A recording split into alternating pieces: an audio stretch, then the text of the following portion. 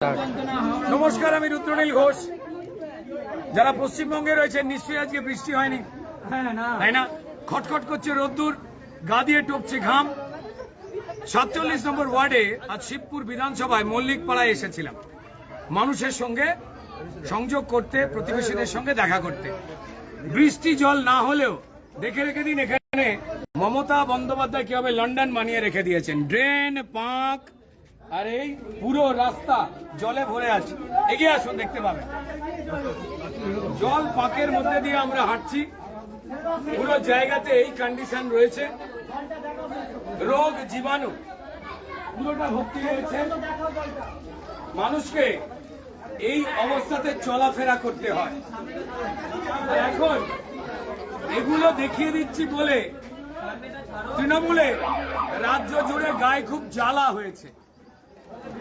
আমার সব থেকে বড় প্রশ্ন তৃণমূলের কাছে যে হাওড়া শিবপুরে বা সমগ্র হাওড়াতে 15 বছর ধরে যে মানুষজন আপনাদের বিশ্বাস করে ভোট দিলেন, তৃণমূলকে সমর্থন করলেন, তাদের বাড়ির সামনে এই পাঁক আর জল বৃষ্টি না হলেও, আর বৃষ্টি হলে কি অবস্থা হয়?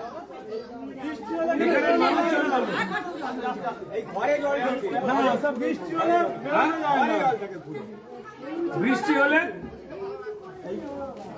দেখুন বাড়ি উঁচু করতে হয়েছে, কারণ বৃষ্টি হলেই জল চলে আসে। দেখুন রাস্তা আর এই বাড়ি, এখান থেকে জল চলে আসে।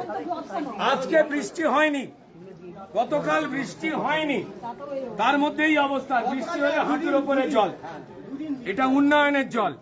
আমার শুধু একটাই কথা, যে মানুষজন তৃণমূলকে বিশ্বাস করে ভোট দিয়েছিল, তাদের সঙ্গে তৃণমূল এই বেইমানিটা না করতে পারতেন। আপনাদের যারা সমর্থক, তারা কি অপরাধ করেছে? আপনারা নয়, যারা আপনাদের চুরি জচ্চুরিকে সমর্থন করে না, তাদের এলাকায় রাস্তাঘাট করে দেন না, সরকারি নিয়মের বিরোধিতা করে। কিন্তু যারা আপনাদের মিথ্যে কথা বিশ্বাস করে বা মমতা বন্দ্যোপাধ্যায়কে ভালোবেসে ভোট দিয়েছিলেন, তাদের পাড়া, তাদের গলিগুলোকেও এই জায়গায় বানিয়ে রেখে দিয়েছেন। এটা জমা জল, ড্রেনের, পাঁকের, এখানে রোগ জীবাণু হচ্ছে, আর সেটা দেখিয়ে দিচ্ছি বলে এত রাগ।